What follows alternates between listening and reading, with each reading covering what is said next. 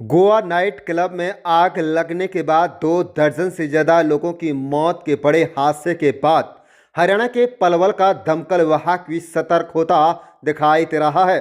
फिलहाल के हालात में तो पलवल में गोवा की तरह की दर्जनों घटनाएं कभी भी घट सकती हैं।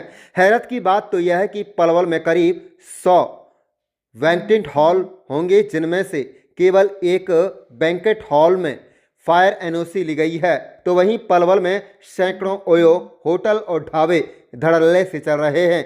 केवल 2 होटल के पास ही फायर एनओसी बताई गई है।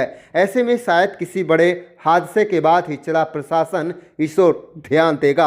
आप देख रहे हैं पलवल ब्यूरो रिपोर्ट। देखो ये फायर एनओसी तो सबको लेनी चाहिए। बाकी नॉर्थ में इतने ज़्यादा हो जाते हैं कई बार ना, आदमी उन्हें पूरे नहीं कर पाता।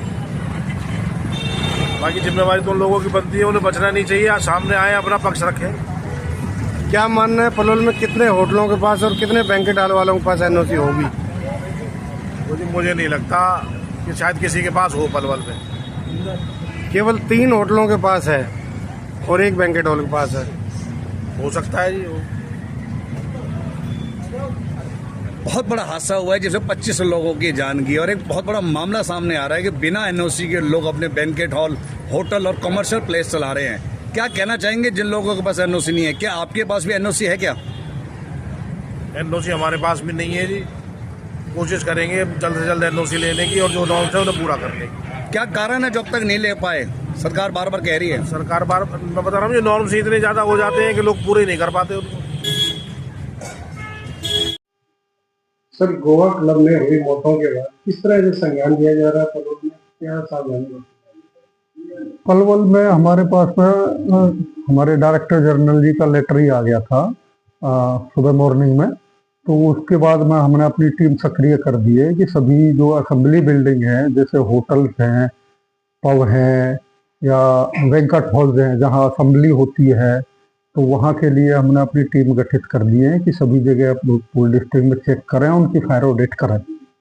कितने होटलों के पास फायर एनओसी है? जहाँ तक होटल की बात करें तो पलवल में 3 से 4 एनओसी ही हैं, बाकी किसी ने एनओसी नहीं ले रखी है। कितने होटल और ढाबे पलवल में होंगे? पलवल में होटल ढाबे तो काफी हैं, पर बाकी किसी ने अभी हमारे पास में अप्लाई नहीं किया है। बैंकेट हॉल को लेके क्या एनओसी वैलिड हुई है पलवल में? पलवल में एक लोटस गार्डन बैंक्वेट हॉल है, उसका एक पार्ट का एनओसी है। एक बामनी खेरे में पुलिस लाइन के पास में है, बसदर जी के उसके होटल, उसका पता नहीं क्या है नाम है, तो उसकी एनओसी जारी हुई है, बाकी किसी की एनओसी जारी नहीं हुई। एक बहुत बड़ा हादसा है जिसमें 25 लोग इस हादसे में अपनी जान गंवा चुके हैं, जिसको लेकर आम लोगों में भी चिंता सताने लगी है। तो क्या फायर विभाग की ओर से किस तरह से सख्त निर्देश दिए जाएंगे, किस तरह से कार्रवाई की जाएगी जिन्होंने अभी तक आपके द्वारा आपके विभाग से एनओसी नहीं दिए? उनको पहले हम नोटिस सर्वे कर रहे हैं, फायर ऑडिट कर रहे हैं, जो भी कमी पाई जाती है उनके उन नोटिस देंगे और नोटिस के बाद डायरेक्टर जनरल को इंटीमेशन करेंगे कि इनकी सीलिंग के लिए जो कार्रवाई करें, जो अगर फायर सेफ्टी अरेंजमेंट नहीं करते, क्योंकि इस तरह की लापरवाही बड़े हादसे होते हैं और आम तौर पे जनता मानती नहीं है कि चलो ये है। तो इस वजह से हमने डायरेक्टर जनरल को लिखेंगे कि इन्होंने एनओसी नहीं ली रखी है, क्योंकि सीलिंग की अथॉरिटी डायरेक्टर जनरल को ही है हमारे। सब दर्जनों धर्मशालाएं पलवल में है, क्या किसी धर्मशाला ने लिया हुआ है? नहीं, किसी धर्मशाला ने नहीं लिया, जबकि धर्मशाला को भी फायर सेफ्टी अरेंजमेंट करना चाहिए और एनओसी भी लेनी चाहिए। होटल के लिए क्या कुछ ऐसा प्रावधान भी है कि एग्जिट और एंट्री अलग अलग होगी? हाँ बिल्कुल, एग्जिट और एंट्री तो देखो बिल्कुल ही होगी। अगर मान लो इसमें हमारा नेशनल बिल्डिंग कोड में अगर 500 स्क्वायर मीटर से कम है तो हमारा सिंगल स्टेयरकेस होता है। अगर 500 स्क्वायर मीटर से ज़्यादा एरिया है तो उसके लिए हमें डबल स्टेयरकेस चाहिए, तो ओक्यूपेंसी के हिसाब से जो है ना, कितने ओक्यूपेंसी है वहाँ पर। शहर में काफी सोसाइटी हैं, बड़े बड़ी सोसाइटियां बनी हुई है। एक अभियान चलाया था कि सभी सोसाइटियों में फायर मैन जरूर रखा जाए। क्या लगता है कि कहीं उन्होंने अपनी जो आपकी जो शर्तें हैं पूरी करी? नहीं, किसी सोसाइटी ने कोई फायरमैन नहीं रखा। हमने कहा भी था भी अपना पार्ट टाइम रख लो या 2-2, 3-3 मिलकर रख लो, एक जो आपका सिस्टम मेंटेन होता रहे, क्यों आपका जीवन सुरक्षित रहे और फायर फाइटिंग का सिस्टम चालू रहे। क्योंकि हमारे पास में हाई राइज बिल्डिंग के लिए कोई इतनी स्काई लिफ्ट या लैडर नहीं है कि जो ऊपर मंजिल तक जा सकें। तो हमने उनको कई बार नोटिस भी दिया, सजेस्ट भी किया, डेमो भी किए हैं। ये भी कम से कम भी 2-2, 3-3, 4-4 मिलके एक सोसाइटी में सिस्टम तो मेंटेन रहे और प्रशिक्षण वो देते रहें। हम भी साल में एक आध बार प्रशिक्षण देने जाते हैं उनको, पर बाकी वही ढाक के 3-5 है, बाद में फिर कोई अपना उनको मेंटेन नहीं करता, जबकि ये उनके RWA की जिम्मेदारी है वो सिस्टम को मेंटेन करें। सर पलोल में 2 थिएटर हैं, क्या इनके पास एनओसी है? हाँ, दोनों थिएटर हैं, उनकी एनओसी है और हर 6 महीने बाद रिन्यू होती है। DC साहब जो है रिन्यू करते हैं और हर 6 महीने बाद इनको प्रॉपर चेक किया जाता है। जो मॉल है सर, मॉल है, मॉल तो यहाँ एक ही मॉल है, उन्होंने काफी टाइम पहले एनओसी ली थी, उसके बाद रिन्यूअल का देखना पड़ेगा, उन्होंने कराई है। सर 2 है, एक विशाल है, एक रिलायंस। हाँ, विशाल का भी है, रिन्यूअल को होती है, विशाल की होती है। तो जिन कॉमर्शियल बिल्डिंगों ने आपके द्वारा एनओसी नहीं ली है तो उनके खिलाफ क्या कार्रवाई करेंगे? उसमें ऐसा है, अंडर 15 मीटर है तो उसमें अलग प्रोविजन है।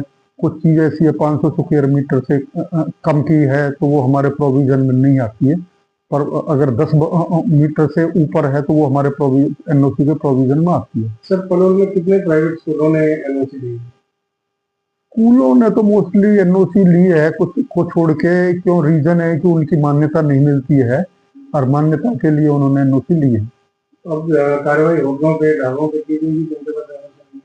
तो पहले तो हम होटल और बैंक्वेट हॉल को चेक करेंगे। ढाबों पे भी पहले हमने वो था, उस टाइम भी नोटिस जारी किए थे, उन्होंने फायर सेफ्टी अरेंजमेंट करा लिए थे, और उसमें सबसे बड़ा रीजन ये था कि वो CLU ना होने की वजह से हम फायर एनओसी नहीं दे सकते। जहां उनका CLU होगा वहीं की हम एनओसी जारी कर सकते हैं। गोवा में बहुत बड़ा कांड हुआ है, एक नाइट क्लब में लगी आग में 2 दर्जन से ज्यादा लोग जो है मौत का शिकार हुए हैं। क्या कहना चाहेंगे, इस तरह की लापरवाही पलोल में भी है क्या? वैसे पलवल में आज से नहीं है, पिछले मैं तो कम से कम 10-15 साल से देख रहा हूँ जी कि एनओसी फायर की मिलती नहीं है, या पता ना क्या फर्जी मिलती है, और वो सारी चला रहे बिल्डिंगों को कर रहे हैं। किसी भी बैंक्वेट हॉल को चेक कर लो, मेरे ख्याल से एक आध पे होगी, किसी पे हुई तो हो सकता है उस पे भी ना हो। और ऐसी हॉस्पिटल हैं, स्कूल हैं, वहां मेरे ख्याल से तो है नहीं जी। अब ये तो सरकार को संज्ञान में लेना चाहिए ना। कल को ये तो ये देखते हैं कोई हादसा हो जाए उसके बाद कार्रवाई करेंगे। ऐसा ही कांड अहमदाबाद में हुआ था, वहां पे लोगों ने अपनी जान बचाने के लिए ऊपर से कूदे थे, और ये तो आप मीडिया वाले, आपको भी पता होगी, ये चीज देखी होगी आपने। उसके बाद ये 3-4 दिन करते हैं कार्रवाई, नहीं तो प्रॉपर क्या है, जो गलत है गलत है। मित्तल साहब, अभी तो आदेश आए हुए हैं एनओसी को लेके, सब जगह विभाग सतर्क हो चुका है, दमकल विभाग। अब यही तो है ना, जब हादसा होता है उसके 5-7 दिन होगा, आप एक काम करना, यही चीज रिपीट करना 15 दिन बाद। जैसे किसी उसमें दिखाते हैं ना कि पुलिस वाले ने एक मुजरिम पकड़ लिया, पकड़ने की आती है, ये नहीं बताते कितने घंटे में छोड़ दिया।